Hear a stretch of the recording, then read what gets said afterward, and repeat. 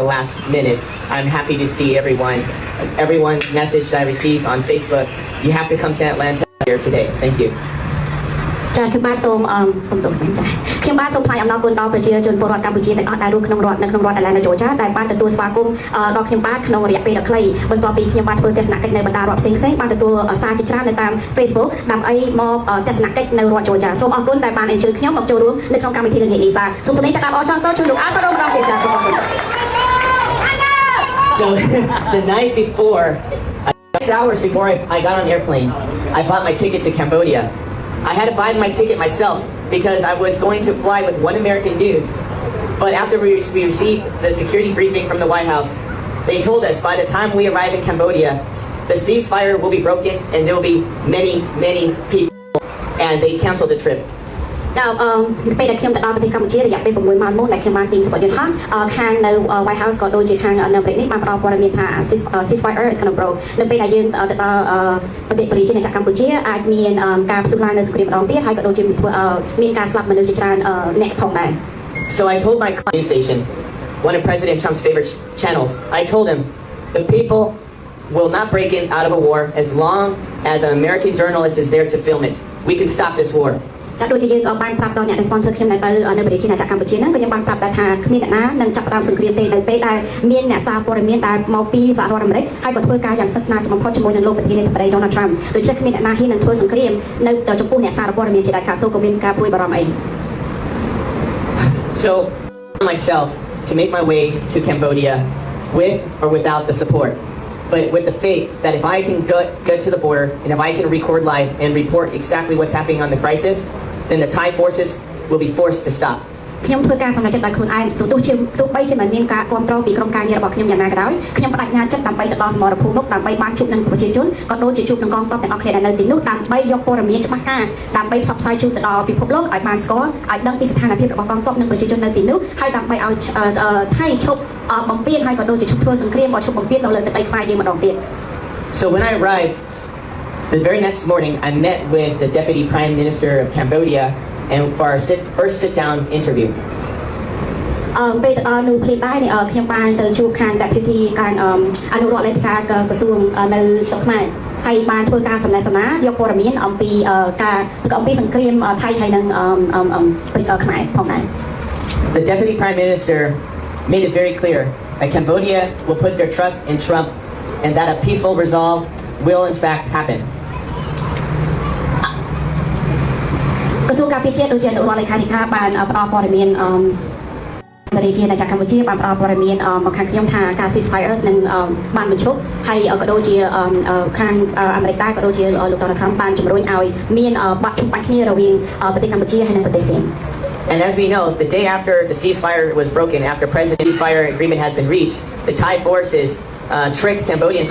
soldiers to come to the border to take a photo op together, to shake hands. And what did the Thai forces do? They kidnapped 20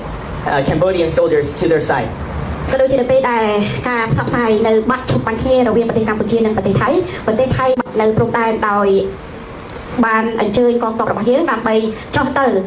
ចាប់ដៃគ្នាដើម្បីសន្តិភាពដើម្បីថាឈប់បាញ់គ្នាប៉ុន្តែបង្កជាហេតុទៅជាចាប់ជំរិតប្រជា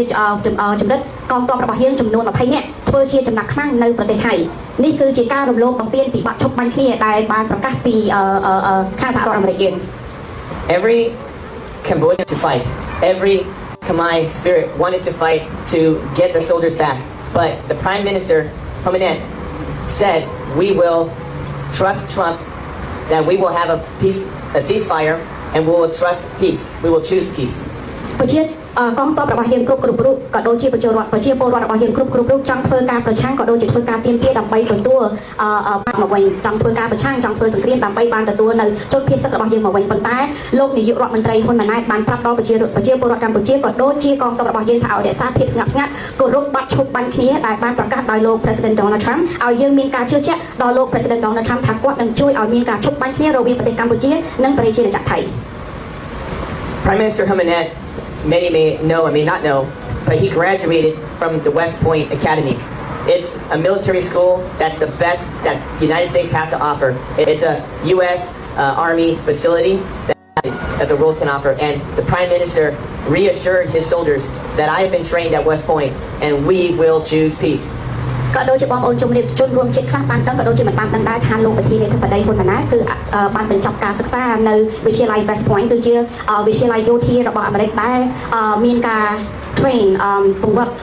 ពីការចរចាពីរបៀបយោធាដូច្នេះលោកក៏សូមស្នើដល់ប្រជាពលរដ្ឋទាំងអស់គ្នាក៏ដូចជាកងវរៈទ័ពទាំងអស់គ្នាឲ្យជឿជាក់លើការពិភាក្សាក៏ដូចជាការជឿជាក់នៅយុទ្ធសាស្ត្រវិធីរបស់លោកដើម្បីផ្ដល់នាំមកនៅសន្តិភាពជូនដល់ប្រជាជនពលរដ្ឋប្រចាំប្រជាជាតិអាចារ្យកម្ពុជាហើយក៏ដូចជាការគោរពបាត់ឈប់បាញ់គ្នាដែលបានចេញដោយលោក Donald Trump. And as we know, there are 5 Cambodian soldiers that are dead in the battlefield still today. It's over, I think, 44 days now. And the Thai forces still refuses today to allow the Cambodian soldiers to retrieve the dead bodies so they can have a proper and respectful burial. And again, the Prime Minister, Hamanet, reminds his soldiers every single day from the time of my interview to choose peace.